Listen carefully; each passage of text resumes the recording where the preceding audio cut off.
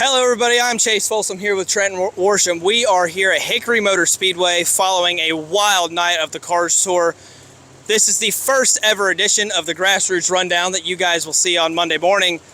Trenton, we saw an absolutely insane race tonight. Ronnie Bassett Jr. was the winner, but there was a lot of drama and controversy that led to it. So first of all, let's talk about the fight. Yes. Landon Huffman, Andrew Grady. Huffman turned Grady on the back straightaway, and Grady had a lot to say. I'll let you take it from here. Yeah, so this is why when there was two of us at the track, I like to stay on the pit road. You like to watch from the stands, get everything. I like to be here because of this. Andrew Grady spoke with Flo, the broadcasting partner of the series, and then went inside his hauler to change and came out and asked him if I could ask him a few questions. He said, come in this hauler, you're going to want to hear this. So he said what he said. It's on social media. It's out there. He's basically called Landon Huffman a hack. He said, I quote Denny Hamlin, he's a hack. He commented on him losing his ride, and that's the being why. And he basically said, I'm going to find him after the race, whether it's here at Waffle House. And so I go to Landon Huffman after the race to try to find his car to see if Grady is coming. And I see a little spat going down at the end of the pit road, so I book it. And then the brawl happened, which you guys have seen by now. And I don't know everyone involved. There's just a lot of people, a lot of headsets, a lot of fists being thrown. Grady tackling people. He's getting tackled. Cops jump in.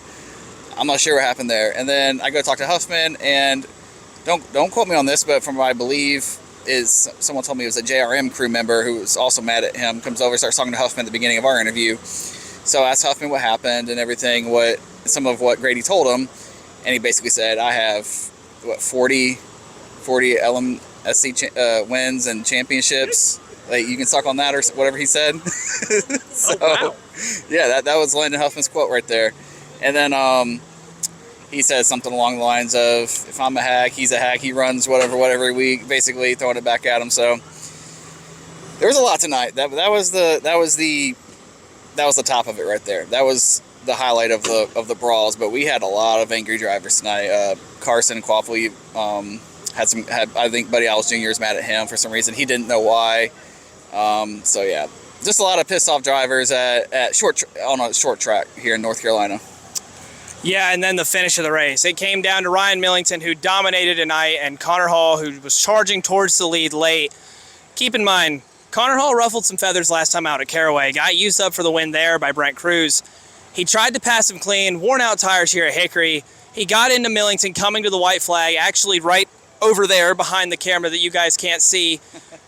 Millington got back to him going into 3, and I mean, he came from 2 counties over to get into the back of this. What usually is the 22, tonight was the 17 for Connor Hall. Spun Connor Hall around. He backed it into the tire at the end of pit road here that actually got hit more than once tonight, surprisingly. 15 crosses the line first and is disqualified. And for the first time ever, Ronnie Bassett Jr. is a Cars Tour winner. Now, Connor Hall, at the time, was scored 3rd. There's some debate going on right now. By now, you guys know whether or not he has scored 3rd, but he may be sent to the back of the line based on him being the cause of the caution. That's yet to be seen. But he said there was no hard feelings between him and Ryan Millington. They've always raced fine. He said he didn't mean to move him in that way, and he thought Ryan didn't mean to spin him. Ryan had some other thoughts. He said something a little different. Ryan was a little bit more upset. Trenton, you talked to Ryan after he had to go to the tower and talk to the series officials. Yeah, so I just wanted him to speak his mind at first. I just asked him, overall how his night went. And then, we brought up the wreck. And he said, I believe it was like 6 races now he's been raced like that. You said that Hall has said that they've been pretty clean with each other. So not sure who's telling the truth there or what perception of clean and isn't clean is for both of them. But yeah, some, are they going to be worse than he said? He's like, I have nothing to say to him. So obviously disappointed about it, but he also told me he made sure that Connor Hall was not going to win that race. That's his quote. You guys can go see it. So, and he succeeded. And it's seriously understandable why Ryan Millington is so upset. I mean, he hasn't won a Cars Tour race since 2020 at Ace Speedway. But earlier in the night, there was, surprisingly from the Pro Late Models, a better example of clean but hard racing towards the end. It was a 3-wide battle between Connor Jones, Caden Quapple, and Jimmy Renfrew Jr. that saw Jimmy Renfrew pick up his first career Cars Tour win. So a night of firsts tonight at Hickory. That was just a great race. I watched from turn 1, you watched from the tower, so you probably had a better view of it. But I mean, they were using each other up, but they never crossed the line of fair and foul. And we crossed the line of fair and foul, I think, at the end of this one, the late model stock car race, but that's going to happen every now and then. But this series consistently gives us absolute gems of races, and that's why I love being here so much, is because this is exactly how short track racing should go. They were 3 wide with 2 laps to go. Especially in that first race, yes. Exactly, especially in the first race. You can't ask for much better than that. What was your view of that late race battle? It was awesome. You know, some bumpers were going, some beating and banging, you know, no egregious. Obviously, there were opportunities for it to happen.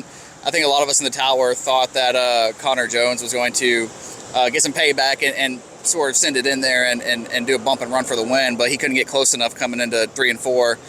But I asked him afterwards, you know, about it. Obviously, we all know Connor Jones. You know, he wears his heart on his sleeve. He's an emotional guy, so he was not very happy afterwards, finishing second. He's over there on the front stretch, dousing himself with water.